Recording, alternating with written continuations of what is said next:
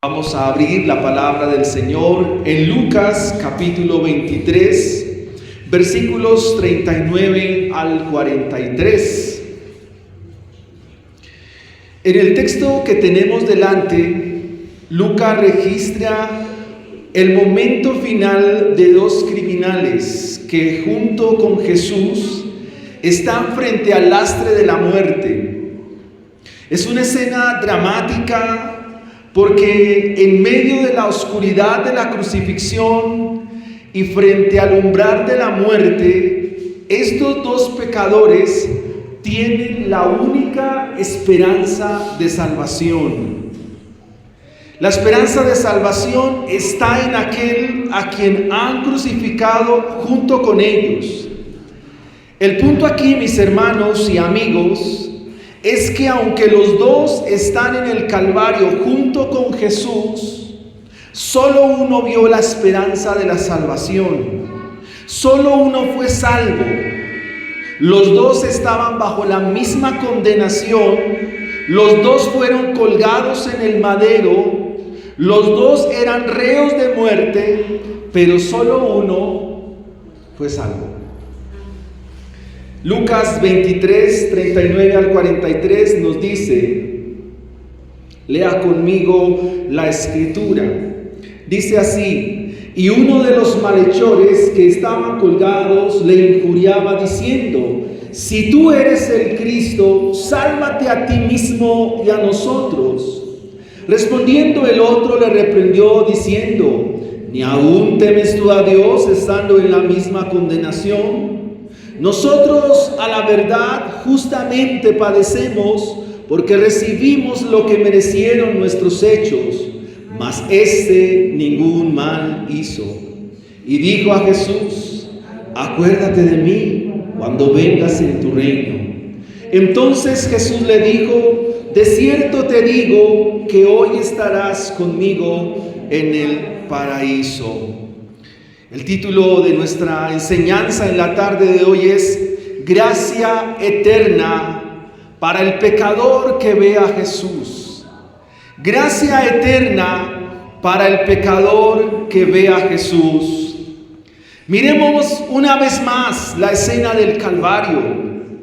Dos criminales comparten el mismo sufrimiento con Jesús, pero sus respuestas son radicalmente opuestas, son diferentes. Uno se endurece en su incredulidad y se burla, mientras que el otro en sus últimos momentos reconoce su pecado y clama misericordia. Y lo más importante es que ve dónde está la fuente de la gracia. Este pasaje que hemos leído nos ofrece 3 puntos cruciales sobre la gracia divina en la obra final. 3 puntos cruciales sobre la gracia divina en el momento de la hora final. Lo primero que quiero mostrar a ustedes, versículo 39, es la dureza del corazón. Rechaza la gracia. La dureza del corazón rechaza la gracia. Lea una vez más el versículo 39. Y uno de los malhechores que estaban colgados le injuriaba diciendo: si tú eres el Cristo, sálvate a ti mismo y a nosotros. Este primer malhechor muestra la obstinación de su corazón. Este primer criminal, como realmente lo dice el texto, muestra lo obstinado que está su corazón. Se niega a reconocer la necesidad de Dios, incluso frente a la muerte. Si usted mira el versículo con atención, dice le injuriaba. Y la injuria, es decir, profesa lenguaje de ofensa e insulto a Dios. Cuando se habla de que este individuo injuria a Jesús, es decir, que está profiriendo palabra desobligante a quien es la fuente de la gracia. Le pregunta: si tú eres el Cristo, sálvate a ti mismo y a nosotros. Su burla hacia Jesús es evidente, al igual que como leímos en el pasaje, escarnecieron al Hijo de Dios clavado allí en la cruz. Esta pregunta es equivalente a decir, ¿no eres tú el Cristo? Si eres el Cristo, entonces sálvate a ti mismo y a nosotros. Es una injuria ofensiva, porque refleja lo obstinado y lo incrédulo de su corazón. Y esto lo lleva a rechazar de plano la gracia que tiene a su lado, pero no la puede ver. Esta soberbia y esta arrogancia que envuelve el corazón de este criminal no le permite observar a quien es fuente de vida. Incluso en el momento final y en el momento de la muerte no puede ver a Jesús. Si eres el Cristo, sálvate a ti mismo y sálvanos a nosotros. Quiero decirte a ti, amado hermano, que estás aquí en esta tarde, que un corazón duro, un corazón obstinado, un corazón soberbio, un corazón arrogante, jamás podrá conocer la gracia de Dios. Un corazón obstinado, un corazón arrogante, un corazón turbio y encumbrado, nunca podrá ver la gracia de Dios. Cuando el corazón se obstina y se endurece cada día más, entonces con esa obstinación también viene la rebeldía. Y quisiera que nos preguntáramos, ¿cuál es entonces la causa de que el corazón se endurezca? ¿Cuál es la razón de la incredulidad? Déjame decirte que la caída del hombre o la caída de la raza humana a un estado de pecado y miseria es la causa por la cual el corazón manifiesta rebeldía. El pecado manifiesta incredulidad y el necio en su corazón comienza a vivir alejado de Dios.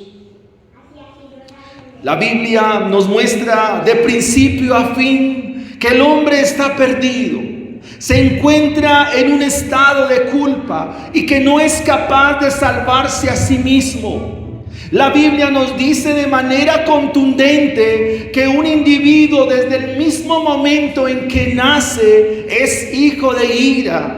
Y esa condición se traduce en una vida de rebeldía y en una vida que desafía a Dios constantemente. Un individuo cuando nace levanta su puño contra Dios y no quiere nada con Dios. Y es la condición del criminal que tenemos aquí. Alguien dijo con mucho atino que la obstinación, el enemigo oculto del corazón. ¿Cuántas veces también nosotros hemos hecho lo mismo? A pesar de que no hemos estado en la cruz del Calvario, pero hemos sido obstinados, hemos sido rebeldes. ¿Cuántas veces no hemos reclamado a Dios? Por ejemplo, cuando decimos, ¿por qué me está pasando esto?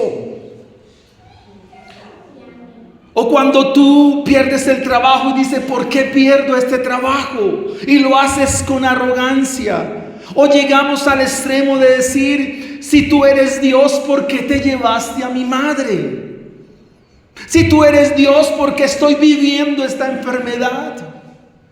Y nos preguntamos una y otra vez de la misma manera y siempre profiriendo palabra de reclamo, palabra de ofensa, sin saber que no es más que el resultado de un corazón que aún no conoce la gracia de Dios. Son preguntas que hablan de la misma condición humana, porque ese criminal que estaba con Cristo Jesús en la cruz no es diferente de nosotros, porque la Biblia a todos nosotros nos describe también como criminales, a pesar de que no hemos estado allí en la cruz del Calvario. Si te das cuenta, Para los soberbios y para los obstinados, para los arrogantes, para los altivos, no hay respuesta. La pregunta, si tú eres el Cristo, ¿por qué no te salvas a ti mismo y nos salvas a nosotros? Jesús le respondió a este que le preguntaba injuriosamente. No hubo respuesta. ¿Y por qué? ¿Cómo mira Dios a los soberbios? ¿Cómo Dios mira a los altivos? ¿Cómo pretendes encontrar respuesta de Dios para tu vida si vienes con arrogancia? ¿Cómo pretendes encontrar respuesta para tu vida si vienes con reclamo a Dios? No vas a encontrar respuesta. Porque Dios mira de lejos a los soberbios, pero a los humildes Él les da gracia. Dios resiste a los soberbios, pero da gracia a los humildes. El Salmo 10:4, mira lo que dice: el malo, por la altivez de su rostro, no busca a Dios. No hay Dios en ninguno de sus pensamientos. Todos aquellos que viven envueltos en su arrogancia, su altivez y hacen ese tipo de preguntas, no está Dios en sus pensamientos. No está Dios en sus vidas, dice el salmista. Esta es la realidad del que va camino a la perdición. Esta es la realidad del que va camino al infierno. Esta es la realidad de un corazón endurecido que rechaza la gracia de Dios. Veamos en segunda instancia, versículos 40 al 41. La gracia de Dios evidencia mi condición. La gracia de Dios evidencia mi condición. Lea conmigo, por favor, el versículo 40. Respondiendo el otro, le reprendió diciendo, o sea, reprende al otro criminal, al otro malhechor. ¿Qué le dice? ¿Ni aún temes tú a Dios estando en la misma condenación? Nosotros, a la verdad, justamente padecemos porque recibimos lo que merecemos por nuestros hechos, mas este ningún mal hizo. Un corazón que se ve a sí mismo en condenación es un corazón que ha visto la gracia de Dios. Porque esta es la buena noticia del Evangelio. Porque el Evangelio, amados hermanos y amigos, lo que hace es mostrarnos la condición en la cual está el pecador.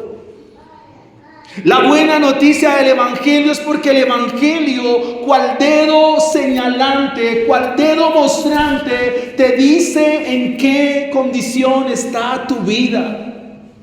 Eso es lo que hace el Evangelio, señalando el peor pecado o el peor problema que yo tengo. Por eso se llama la buena noticia del Evangelio. Cuando un ser humano está en condenación, pero ve su condición, entonces la gracia de Dios lo está alumbrando. La pregunta es, ¿cómo es que un ser humano está en estado de condenación? ¿Qué habían hecho estos dos criminales? Lo que haría cualquier ser humano que viene a este mundo, porque la Biblia dice, no hay bueno ni aún uno. Eso incluye nuestros niños, eso incluye nuestros bebés. Aún nuestros niños, cuando esconden las cosas, están mostrando el engaño y necesitan, al igual que todos nosotros, el Evangelio. Estos dos criminales se encuentran en un momento final y decisivo para su vida, y hemos visto que uno es obstinado, uno es rebelde, uno es arrogante, es soberbio, pero el otro comienza a ver su condición. El otro comienza a ver la realidad. Es así como el versículo 40 dice que reprende al otro y dice: ni aún temes tú a Dios estando en la misma condición. ¿Qué está viendo este criminal? Este criminal está viendo que la ley de Dios lo acusa. El pecado es infracción de la ley. Y pensemos por un momento: ¿te has enojado contra alguien? ¿Has dicho mentiras? ¿Has tomado algo que no es tuyo? ¿Has tenido malos pensamientos? ¿Has tenido relaciones ilícitas? Todo esto que hemos hecho solo se describe por una expresión: hemos transgredido la ley. Y eso nos hace a todos nosotros convictos de pecado. Y cuando cometemos un delito en la justicia ordinaria, ¿cuáles son las consecuencias de cometer un delito? ¿Qué hace la ley ordinaria? Hay una condena por un juez. Ahora, ¿qué te hace pensar que el gran Dios del universo, el Dios vivo, santo, justo y verdadero, a quien ha visto que todos nosotros hemos transgredido la ley de Él, nos vaya a absolver? ¿Cuál es la sentencia entonces de aquel que es justo y verdadero? ¿Cuál es la sentencia para todos nosotros? ¿Qué merecemos? Si usted es consciente y la gracia de Dios le ha alumbrado, todos los pecadores sabemos que merecemos la condena eterna, que merecemos justamente la ira de Dios, que merecemos justamente el castigo, porque ese castigo es la justa paga a tu extravío y a mi extravío. La Biblia dice que incumpliendo uno de estos mandamientos ya los incumplimos todos. Así que todos nosotros nos volvemos reos de muerte. Y es lo que está reconociendo quien está aquí delante de Jesús. Mire una vez más el versículo 40. Respondiendo el otro le reprendió diciendo: ni aún temes tú a Dios estando en la misma condenación. ¿Cómo se veía este criminal? En estado de condenación.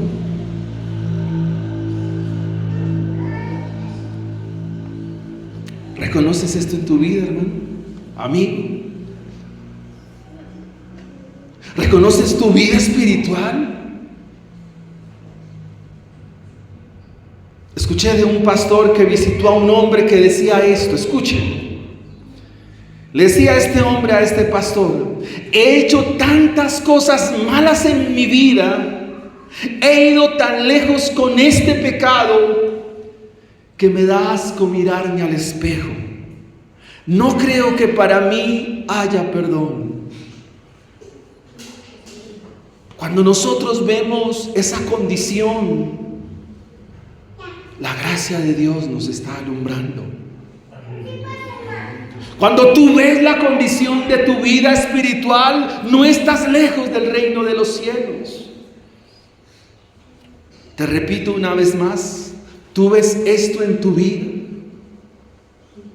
Porque si tú no ves esto en tu vida, jamás vas a entender qué es llevar una vida de oración. Si tú no ves la condición espiritual de tu corazón, jamás entenderás por qué hay que leer la Biblia. O sea, la oración, la Biblia, la iglesia, servir al Señor será lejano para ti, porque no ves tu condición, porque no entiendes de que has sido salvado, no entiendes de que has sido salvada, no entiendes que has sido perdonada. Peor aún, no has entendido el amor de Dios, no has entendido cuánto amor ha tenido Dios por nosotros los pecadores.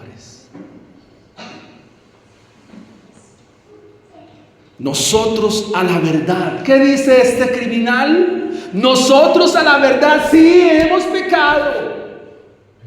Merecemos esto que estamos viviendo y mucho más. Merecemos el Calvario, merecemos la ira de Dios, la merecemos. Pero este que está con nosotros ningún mal ha hecho. Un pecador alcanzado por la gracia sabe cuál es la paga a su transgresión. Si has pecado, la ley dice que debes morir. Ese versículo te lo sabes de memoria. Los cristianos lo recitan por doquier. La paga del pecado es... Pero parece que eso aplicara para otros, mas no para mí. Hoy estoy hablando con ustedes. Somos los que estamos aquí.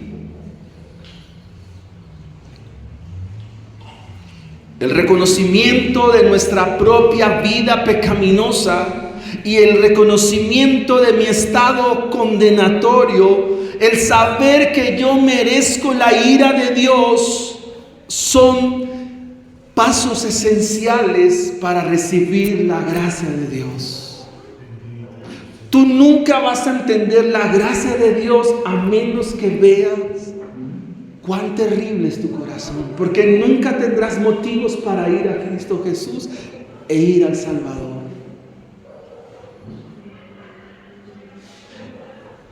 El reconocimiento de nuestra propia condición nos abre las puertas del cielo de par en par. El pecador, al darse cuenta de su estado terrible en que se encuentra, solo le queda por mirar a alguien que lo puede rescatar. Él dijo, mas este, es decir, nuestro Señor Jesucristo, ningún mal hizo. Este es el factor decisivo e igualmente esencial para recibir la gracia de Dios. Ver a Jesús como el justo, alguien que es moralmente recto. Va a Jesús, al que nunca cometió pecado, en quien nunca hubo engaño en su boca y en quien nunca hubo maldad. Por eso Él es el Salvador. Él va a Jesús, Él ve a Jesús, va a Jesús. Miren lo que dice el texto, versículo 42. Y dijo a Jesús, y dijo a Jesús, vio al justo. ¿Qué es ver a Jesús? Solo alguien que ve la gracia de Dios observa en Jesús a aquel que es conforme a Dios y solamente sabe que el Salvador lo puede redimir, es decir, lo libra del pecado y de sus causas. Solo Cristo nos puede rescatar, nos puede redimir de la crueldad, del pecado y de todas sus causas. Solo alguien justo como Jesús puede obrar la reconciliación, es decir, solo Cristo puede restaurar la relación que se había roto entre nosotros y Dios mediante su obra sustitutiva en la cruz del Calvario. Solo alguien justo puede obrar la justificación de nosotros delante de Dios. Es decir, que nosotros, al confiar en el sacrificio de Cristo mediante la fe, somos declarados justos, no por obras, sino por gracia, mediante esta misma fe. Esto fue lo que vio este criminal.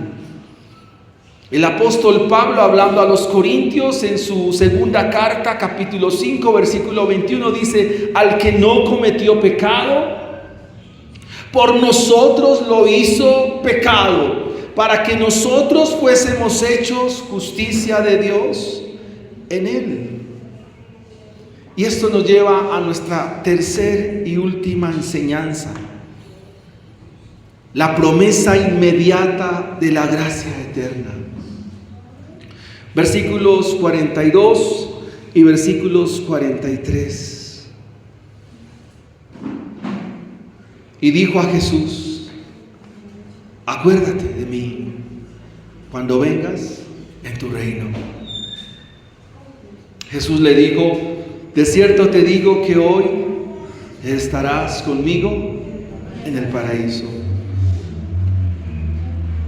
Queridos hermanos y amigos, una vez por esa gracia que se ve a Jesús, el pecador ve la esperanza de la salvación y la vida eterna. Alguien hace mucho tiempo me enseñó y me dijo, si en alguna ocasión, en algún momento tú te encuentras en una condición difícil, clama a Jesús. Clama a Jesús. Y es lo que está haciendo este pecador, este criminal, quien está a punto de ser enviado al mismo infierno, pero ha visto la gracia y ahora va a Jesús. Ve que Jesús es la provisión de Dios. Ve la justicia de Dios en Jesús. Y a su situación, a este momento que está viviendo, entonces por esa gracia le dice estas palabras al Salvador: acuérdate de mí cuando vengas en tu reino. Es la acción misma de su fe. Sorprendente en medio de la desesperación. No solo reconoce a Jesús como el justo, sino también lo ve como un rey que un día volverá, que un día vendrá. Acuérdate de mí cuando vengas en tu reino. Él ya vio el reino de los cielos. La predicación del Evangelio consiste en traer de regreso a las personas al reino de Dios, al reino de Cristo o al reino de los cielos, como usted le quiera llamar. Cuando Adán y Eva pecan en el Edén, salieron del reino de Dios en el cual habitaban. La figura es el huerto del Edén. Una vez son llevados al exilio, entonces Él, por medio del sacrificio de un inocente, tapa su vergüenza y les dice cómo se viene de regreso: por la muerte de un inocente o la muerte de un sustitutivo. En eso consiste el mensaje, en decirle al pecador cómo se viene de regreso al Padre, cómo se viene de regreso al reino de los cielos. Esa es la predicación del Evangelio. Este hombre que está allí, este criminal, le dice: acuérdate de mí cuando vengas en tu reino. No solo lo ve como el Salvador, como el justo, sino lo ve también como un rey. Y aunque está coronado con una corona de espinas, en aquel día se vestirá de gloria y majestad, y todo ojo le verá y toda lengua confesará que Él es Rey de reyes, Señor de señores, y ante Él toda la humanidad doblará su rodilla. Eso fue lo que vio este pecador. La respuesta es inmediata. La manifestación suprema de la gracia no tiene requisitos previos. Dígame a qué tiempo o en qué momento este que va a ser salvado hizo obras. ¿Verdad que no? No hubo tiempo, excepto para creer, confiar en Cristo. Eso es lo que te pide el Evangelio. Eso es lo que diferencia el cristianismo de otras religiones. Otras religiones te piden cosas, pero solo Dios te pide una sola cosa: creer. En estos días muchos quieren caminar de rodillas, se echan una cruz a cuestas. De hecho, hoy se hacían las tradicionales procesiones. Algunos suben a Monserrate de rodillas, bajan, suben, pagan promesas. Y eso solo describe una vida religiosa. Pero solo nosotros debemos confiar en que Cristo murió por nosotros en la cruz del Calvario. Es suficiente para recibir la promesa de Él. Y la promesa de Él es sí, amén. ¿Cuál es la promesa? Hoy mismo ya. Así que, pecador, ven a Cristo. Confía en Él para salvación y vida eterna. Esa es la promesa. ¿Qué hubo? Es un encuentro que tiene Él con el Salvador. ¿Qué pasará con todos aquellos que han confiado en Cristo Jesús? El mismo Señor responde allá en Mateo 25, dice: cuando el Hijo del Hombre venga en su gloria y todos los ángeles con Él, entonces se sentará en su trono de gloria. El Rey se sentará. Y dice la Escritura: y serán reunidas delante de Él todas las naciones. Todos serán reunidos delante de Él. Nadie escapará este día. Nadie podrá pasar de agache. Nadie. Y apartará los unos de los otros, así como el pastor aparta las ovejas de los cabritos. A las ovejas pondrá a su derecha y a los cabritos a su izquierda. Entonces dirá el Rey de Gloria a los de su derecha: venid, benditos de mi Padre, heredad del reino preparado para vosotros desde antes de la fundación del mundo. Esa es la gran promesa para este criminal y para todos nosotros que también hemos sido criminales.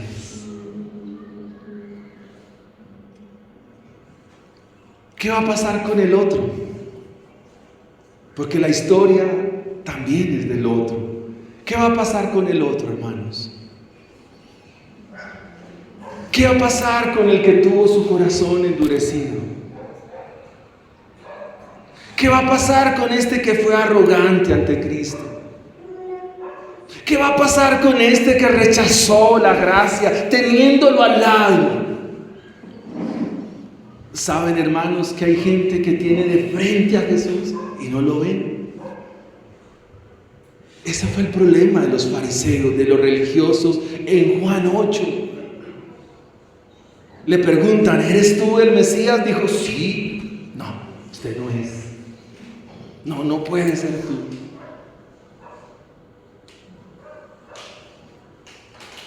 Ahora tienes delante al Salvador. Hermanos, amigos, este punto nos ofrece la esperanza a todos. No importa cuán oscuro sea tu pasado, no importa cuán pecado terrible hayas hecho, la gracia de Dios es abundante. Dios derrama su gracia por abundancia, porque donde abunda el pecado, sobreabunda su gracia. Hay gracia suficiente para todo aquel que viene a Jesús. Hay gracia suficiente, no importa. La gracia está disponible para ti en esta tarde. Solo hay que hacerlo mediante la fe. La salvación es un regalo, no es una recompensa. Todos damos por sentado que el camino al cielo me lo tengo que ganar. No así en el Evangelio, porque no hay mérito humano, no hay mérito en ti, no hay nada en ti con lo cual puedas comprar el cielo mismo. No hay. Por eso la gracia es un regalo de Dios. Un regalo no tiene condición, y este es el mejor regalo que puede recibir cualquiera. Si a ti te dan un buen regalo, ¿tú qué haces? Recibirlo. Eso es la gracia de Dios. El primer malhechor murió en su incredulidad, mientras que el segundo encontró salvación y vida eterna. Porque por gracia son salvos, y esto no de vosotros, pues es don de Dios, no por obras, para que nadie se gloríe, pues es regalo de Dios. Quisiera terminar con dos aplicaciones ¿Qué nos recuerda entonces la escena de la cruz, la escena del Calvario, que tradicionalmente hoy se recuerda en muchas partes del mundo? Nos muestra que hay un fehaciente rechazo a la gracia de Dios. Ustedes y yo hemos sido expuestos a la palabra del Señor. Dios ha denunciado por medio de su palabra nuestras transgresiones. ¿Cuál es el camino a tomar? ¿Cuál es el paso a dar? ¿Cuál es el paso a seguir? Tenemos dos opciones. La primera, que es la mejor y la única: venir a Cristo Jesús. Por A o por B, un día te vas a encontrar con Cristo Jesús.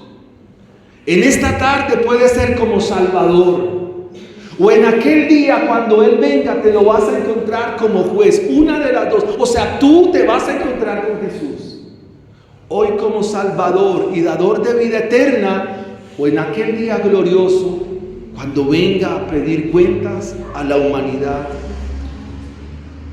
que nos incluya a nosotros. ¿Cómo te lo quieres encontrar? El libro de Apocalipsis, en el capítulo 6, versículo 16, dice que en aquel día, cuando venga el Señor, la humanidad dice: caed sobre nosotros peña, cuevas, guárdanos y líbranos de la ira de aquel que está sentado en el trono y de la ira del Cordero, o sea, la ira de Cristo. Dios te llama al arrepentimiento. La promesa de Jesús para el ladrón, para ti, para todos nosotros, es la misma. Segunda aplicación. Esta enseñanza definitivamente nos anima a confiar en la misericordia de Dios y aferrarnos a ella. La esperanza de la vida eterna está en Jesús. Y así como el criminal confió en Él, la palabra del Señor, bajo su autoridad suprema, te dice a ti que confíes también en Él. De no ser así, seguirás camino del camino de muerte.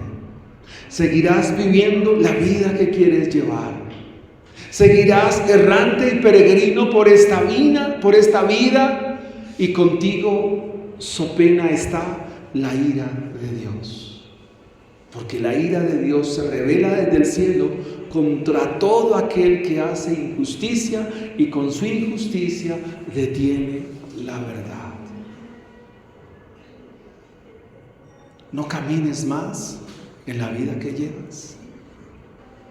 Si tú has entendido, sabes que has visto tu corazón, sabes que has pecado, sabes que has hecho maldad, sabes que no eres lo que dices ser, pero Dios es bueno y para siempre es su misericordia.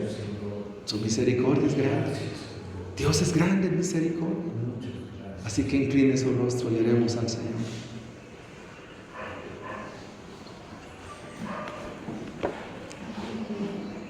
Padre, te damos gracias en esta tarde. Te amamos y te bendecimos, Dios mío. Damos gracias a ti, Señor, porque ciertamente eres bueno y porque para siempre es tu misericordia.